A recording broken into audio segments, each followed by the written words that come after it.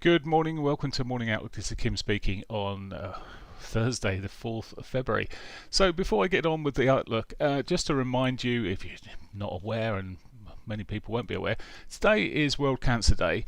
Where it's just trying to. A lot of people are trying to build the awareness because of the lack of funds, etc., that have gone into cancer appeals, which normally fund them and fund their research.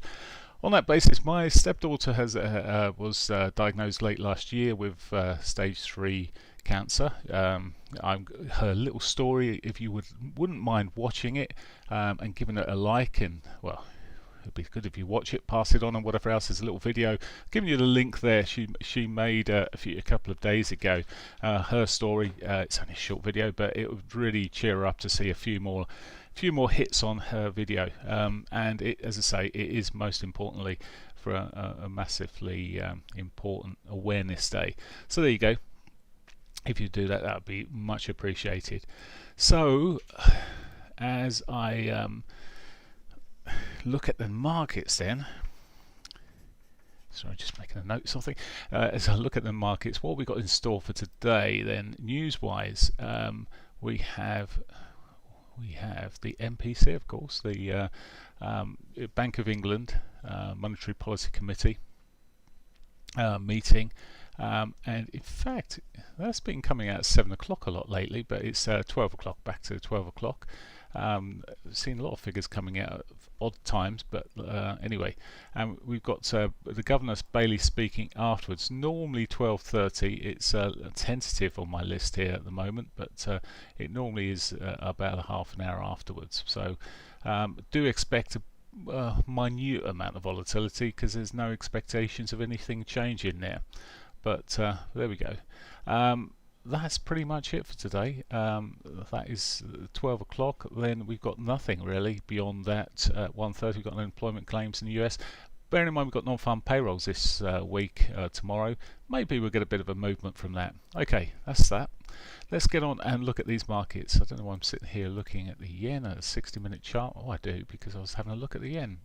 But let's just go usual order here very quickly. Starting off with the euro dollar. Euro, well, it's continuing its southward direction here as expected. Not a lot to be said really. It's maybe slowing down. There's some double divergence now across the lows here into its weekly S2 area.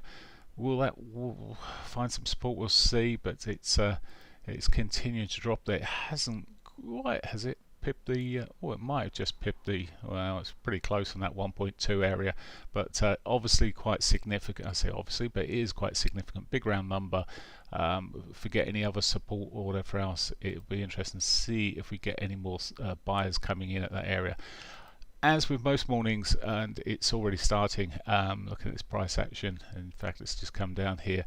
Oh, we're getting it's not a big move here, but we're getting a bit of a move here, a bit of a bounce, and often we do get a bit of a bounce. Got to be quick on the sell-off though when it occurs, it seems. Certainly yesterday it just ran very, very quickly. But anyway, I would expect maybe a bit continued. We'll see what happens from that post 8 o'clock. But I would expect if that 1-2 area gets broken, then we're looking at 1957, that daily 100 possibly. There's some other support levels below. I'm sure there was. That was just it. Then I was looking at then as a possible target, that 1957 area. Okay, that's that. The pound.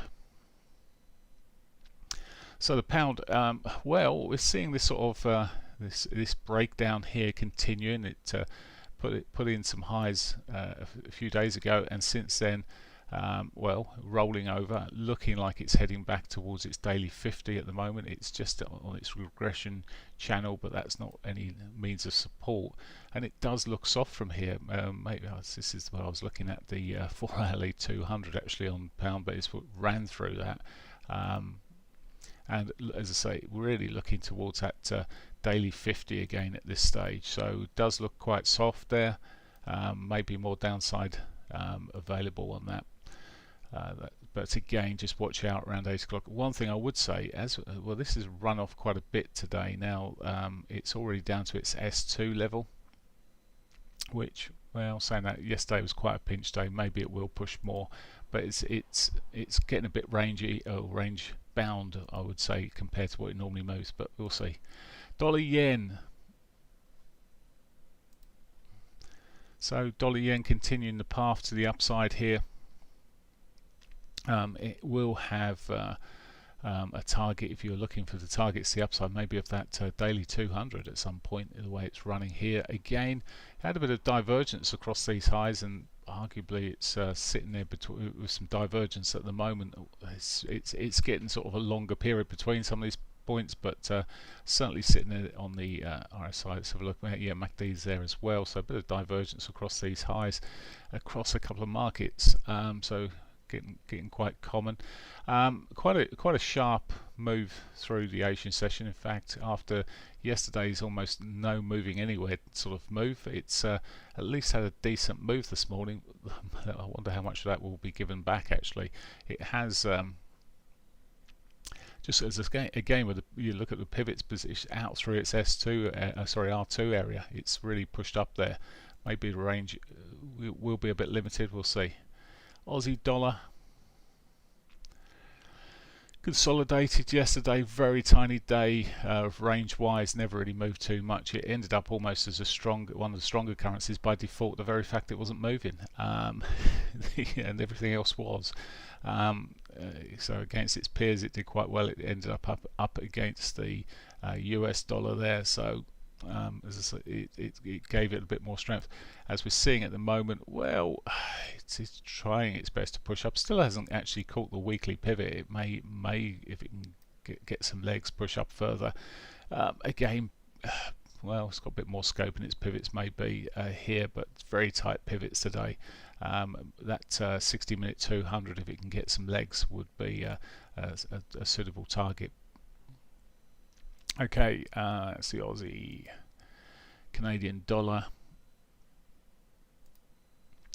Canadian dollar consolidated old move here on the dailies, and well, doji yesterday, barely any movement. It didn't do too bad, and I do wonder if this little sort of funny old shape of price action here, it was a bit of a wedge, will eventually roll over and move back to maybe in this early stage, so 200, and then maybe a bigger correction. It does look like, well, it's resisting any big move to the upside there, so the downside may be its easiest route.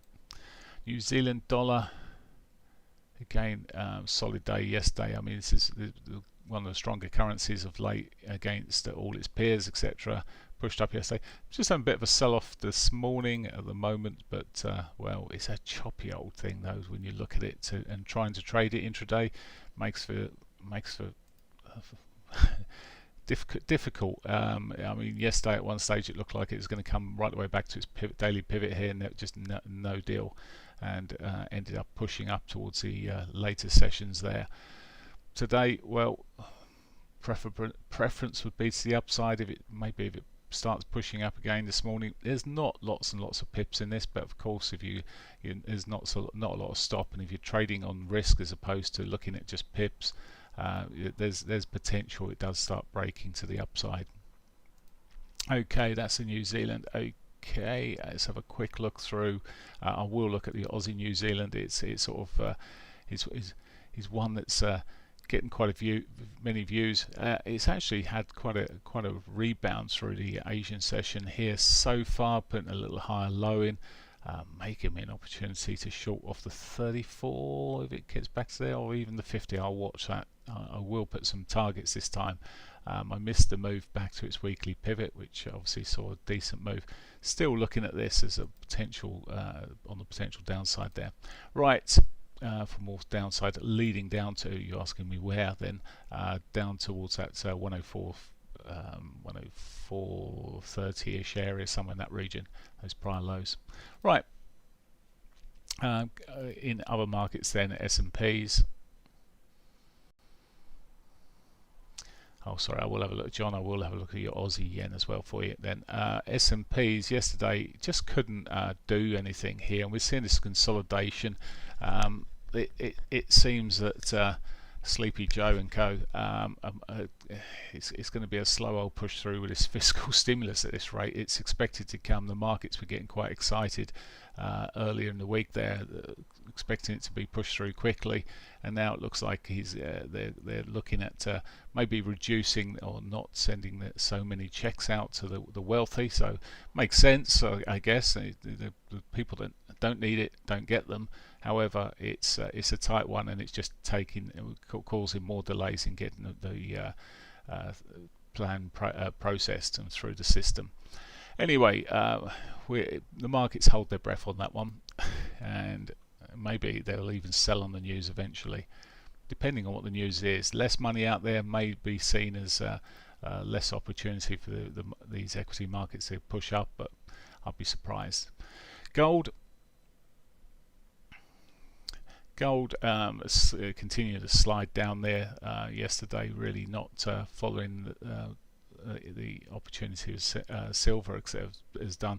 Getting a little bit of a bounce in the early Asian session here, and later Asian session, moving into the London session, getting a bit of bounce moment. There is a daily pivot above. For me, it's not a day trade, but it may give the sort of the beginnings of something, but something quite small, I think, with this downward trend. In fact, I'd almost rather be looking to sell into some of these moves at the moment on gold. Silver, well, silver retraced. Just going to watch this. It's retraced. It's filled that gap the other day. It's retraced, and it's really now consolidating. In fact, let's just look at the dailies. This is more of a daily trade, end of day, long-term trade for me. I'm not trying to day trade silver or anything, but has come right back, finding a bit of support off the monthly pivot. And well, is it a time to buy? Possibly. I think the upside is possibly a bit limited, but there's been a lot of efforts made not to make it too attractive and to reduce margins, etc. And it may just keep some traders out of this market. Okay, the Aussie yen. Sorry, I'll just have a quick look at the Aussie yen. If I can find it, there we go, Aussie yen. Let's have a quick look at the Aussie yen. Okay, that looks like it might be picking up again then. Well, today it is at least. Still in that sort of drifting downward move, but whether that will come to be, it's such an ugly. I mean, I can't day trade it. For me, it's just too messy. For just the whipsaw nature of this market, from a bigger time perspective at the moment. Well, yes, it could have some more upside, but if you look at this, well, put the line here at 80.35.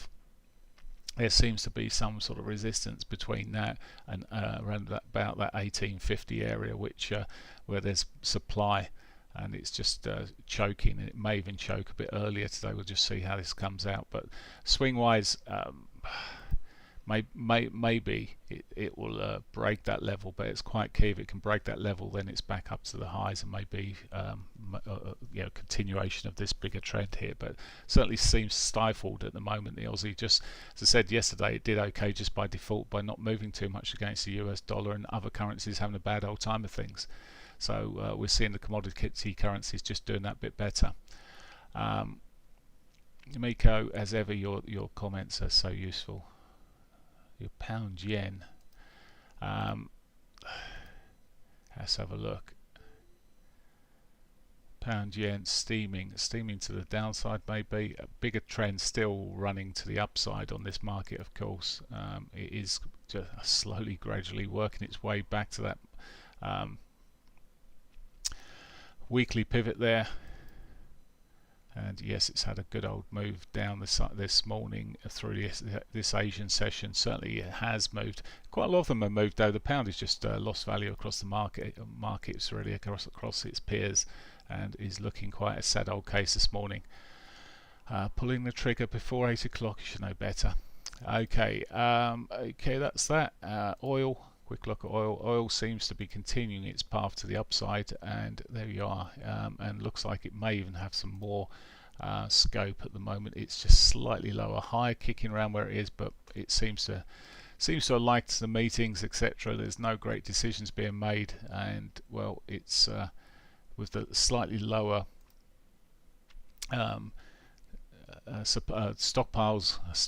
barrels of it. It's just too light, and it's seeing the benefits of that, I should say. Okay, that's pretty much it for me. The quick look at Bitcoin. It's not doing too much. Bitcoin, I can't show you the other charts, unfortunately. I don't know why it's just not moving across. But Bitcoin, it's continue. Let's get to a daily chart. Continue the daily upside there, just pushing up quite nicely.